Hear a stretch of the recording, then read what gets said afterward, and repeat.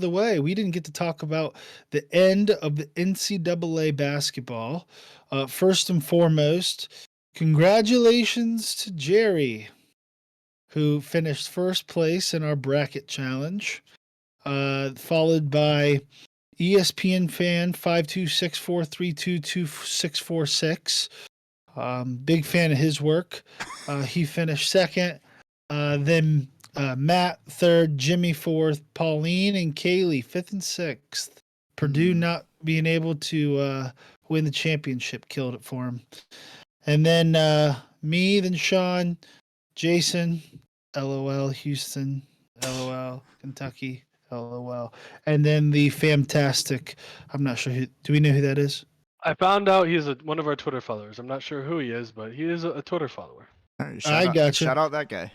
Shout out, fantastic! Thank you for following us on Twitter as well as filling out a bracket. It did not go as good as I'm sure you hoped, but we still appreciate your participation. There's always So next year, man. congratulations. There's always next year. There's always Exactly. next year. Exactly. But congratulations to Jerry and UConn on winning back-to-back national championships.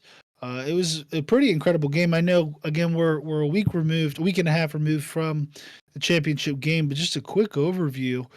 From what you guys remember, what do you think of the game, Jerry? Since you were the champion, why don't you lead off? Also, real quick before we go, I have to say, I just got a new. Oh no! Put your hand behind it. Put your hand behind it.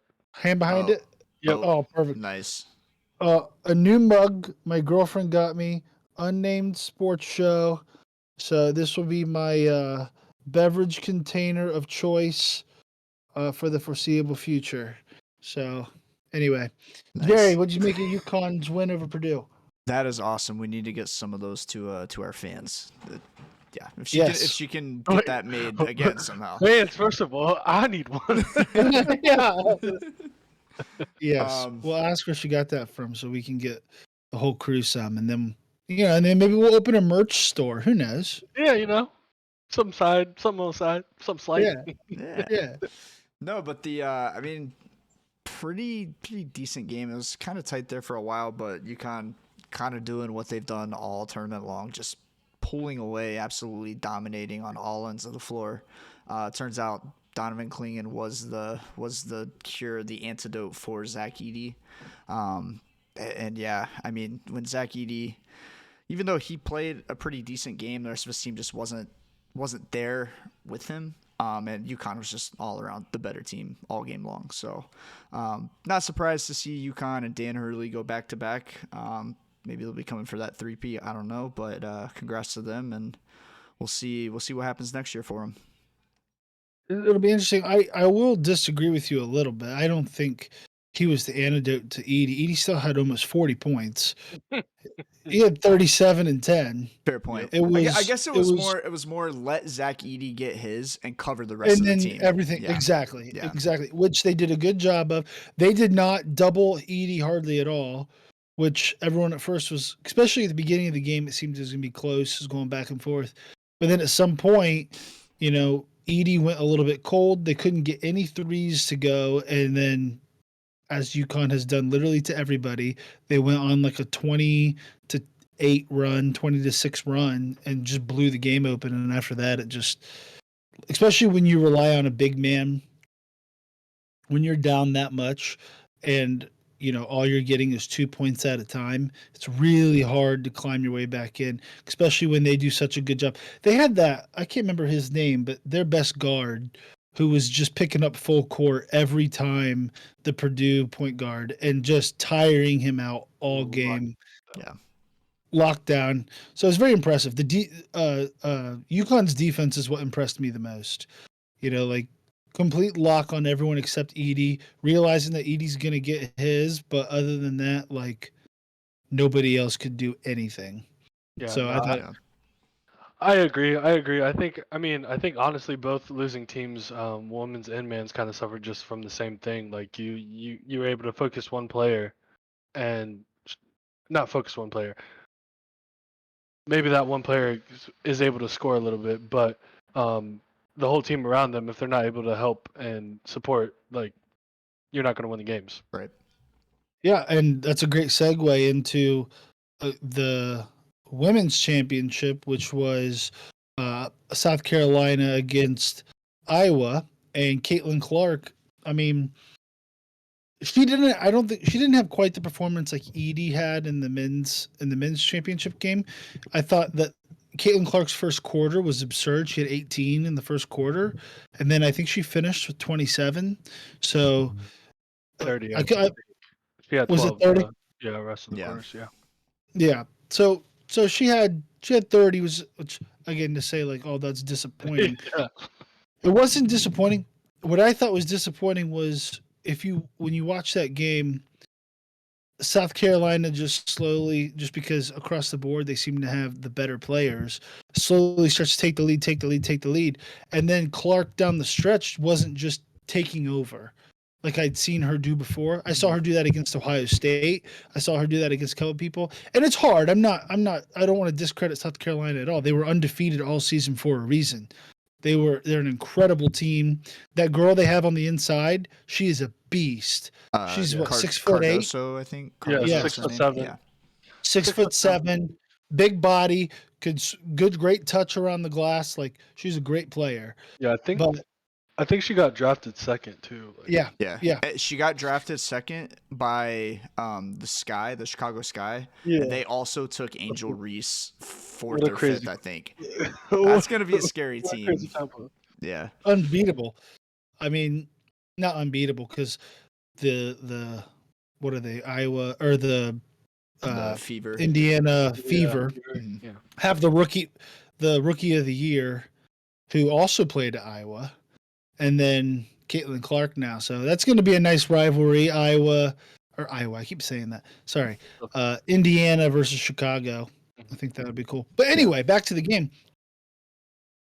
And if you watch in the third, fourth quarter, specifically the fourth quarter, South Carolina is up, I think, 10 or 11 points.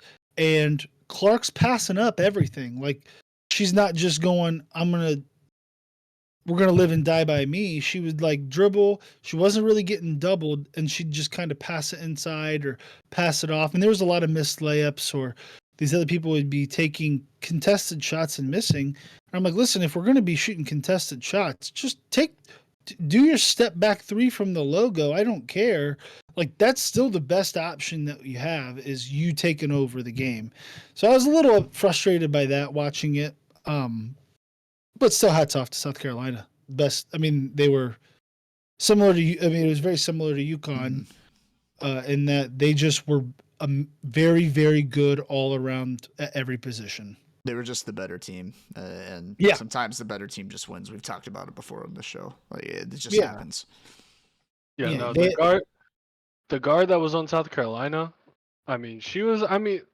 You want Caitlin to shoot some shots just because she's the best player on that team, but like she was just Best player locking her down. college. Yeah. Yeah, and I remember seeing a clip because last year Caitlin was guarding that girl, and she goes to take a 3-point shot, and she just points her and waves her off, and then she said from then on she basically just was so determined and just worked really hard this year, and it paid off. Yeah.